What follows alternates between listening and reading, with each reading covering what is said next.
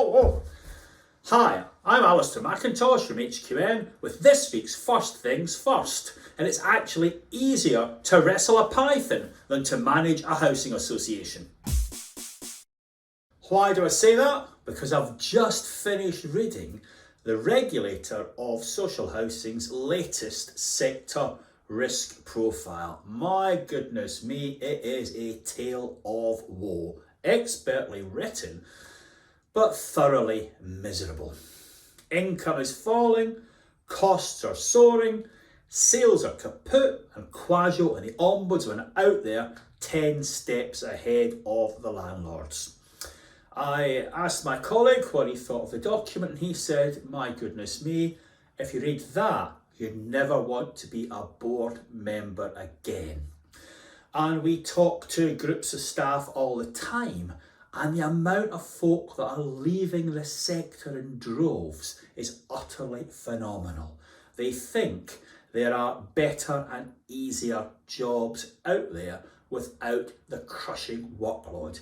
So what do we do about this? How do we get back on track? Well, firstly, I think we've got to show the staff the love. They're never going to be the best paid compared to their friends, but they can be the best supported by you, and they can be doing really worthwhile work that they can be proud of. And when you listen to frontline staff, you quickly find out all the priorities for the organisation, better than going to outside experts. So number one recommendation, show the staff the love, because they do actually have alternatives. And experience over the decades has shown me, you don't get that right, the best staff leave. Second point, we've got to be a lot more visible on the estates. That's the key to winning trust from residents. I've been to lots of pretty difficult meetings over the years, but tenants always respect that staff member that goes the extra mile, that knows the territory, that knows the patch like the back of the proverbial hand. So get visible and really rely and praise the folk that do great work for you. You're never going to win this battle in the boardroom. It's going to be won on the ground. The third point is about cooperation. Not in a trite way, in a real way. I was standing in the corner recently doing a mock inspection, and in the course of half an hour or so, I saw vans from 5 different landlords go by. Is that really the best way to organise repairs and maintenance? You know the answer to that. So let's pull together, pull our resources and try and be a little bit better. Next thought is we need to plan our way out of this. If you go back some years, the whole idea of inspection matched to better resources for good performers was worked together between the sector and the incoming Blair government. What ideas are we putting to Starmer? Let's not just get caught in this terrible doom cycle of complaining about everything in the world that's against us. We've got to show some hope here. We've got to put some ideas on the table.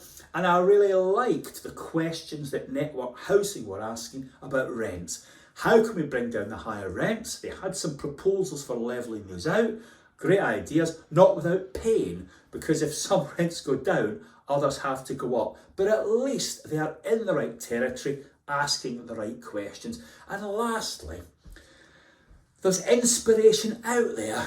Use it to make yourself better. I did a conference for the co-ops last week in Coventry, and I met these amazing people from the Plum Tree Co-op, a couple of young folk, and they are taking on Camelot, one of the biggest guardian companies in the world, so that they can actually manage their homes directly rather than through a middleman. So I took a lot from what Plumtree were saying, inspirational young people, and that's the spirit we need. So no to the tired old moaning, no to the woe is me mentality that seems to have gripped us, and let's listen to the front line, listen to the residents, and listen to exciting young people who want to move us into the future. That's all I've got to say for this week, and I hope to see you again very soon for the Halloween special. and no expense will be spared on the Halloween special. See you next week.